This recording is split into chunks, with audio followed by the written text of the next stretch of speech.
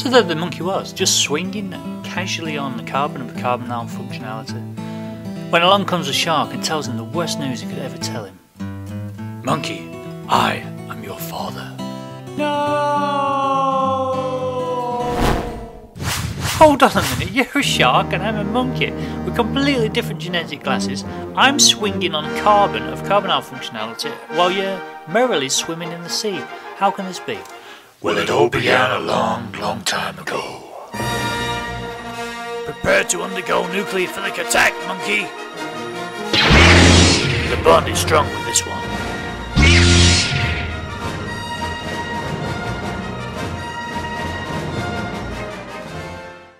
Okay, that's enough of this Star Wars sharks and monkeys shenanigans. Let's get on with some chemistry. Okay, you probably noticed that the carbonyl functionality was actually drawn on a plane, so it's like coming out of the screen, if you will, and it's got a top and a bottom bit, and that'll play a really critical role when we look at chirality later on, because the carbonyl group can actually be attacked from the top or the bottom, and that's very important. It'll give you completely different products. So let's take a quick look at how a nucleophile would attack this carbonyl group. Remember in the previous one, it's got a delta positive charge on the carbon. So if a nucleophile comes in here, like shown here, then it will attack the carbon, the electrons will shift over to the oxygen, and the electron density will reside on the oxygen. So let's take this real example, attack it with hydrogen cyanide for example. So it's cyanide ion will attack from top or bottom, so let's attack it from the top, and that will give a tetrahedral intermediate. The hybridization on the carbon, which you don't need to worry too much about, but it goes from an sp2 to an sp3, giving from a flat structure to a tetrahedral structure. And on acid workup you get the cyanohydrin compound as shown here. Another popular one that you'll do in class is the attack of a hydride ion onto a carbonyl functional group.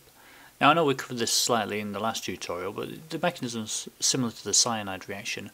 It attacks the carbon because that's delta positive, you get a tetrahedral intermediate, and then you end up with an alcohol functionality in the end. So we look at an aldehyde as an example. Take lithium aluminium hydride. If you attack that, and you can pause the video here and have a go yourself if you want to. If you attack the carbonyl there, it will attack at the delta positive charge.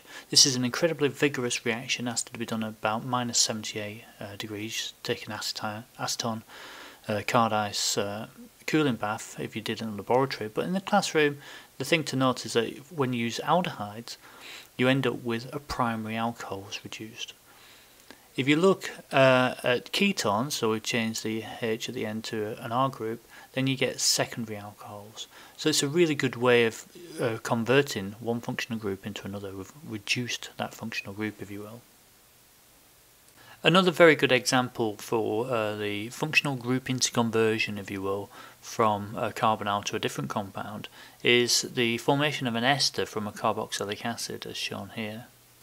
Now in this particular example there's two things to note. Firstly, the carboxylic acid needs to be activated. That carbonyl actually needs a bit more activation to react. So we do this by protonating it, so we do the whole reaction in acidic conditions. Secondly, the nucleophile, it's worth noting that this is methanol, so it's the alcohol methanol. So it's an alcohol reacting with carboxylic acid to give an ester. So let's have a look at the mechanism now. So the first thing that happens, like I say, we pick up a proton on the carbonyl oxygen. Then we attack the carbon of the carbonyl with methanol using the oxygen lone pair. We rearrange for charges because we've got to work out where the charges go. Notice we get that tetrahedral intermediate, and then we just try and create a good leaving group. Good leaving group in this case is water, and then we've got to sort our charges once we've lost that. So it's all about moving electrons around, sorting charges out and creating good leaving groups. So that's the synthesis or reaction mechanism, if you will, of a carboxylic ester. That's just an example, you don't need to worry about the mechanism because that's a bit more advanced, but I thought I'd show you that anyway. So that's it for now. Bye for now.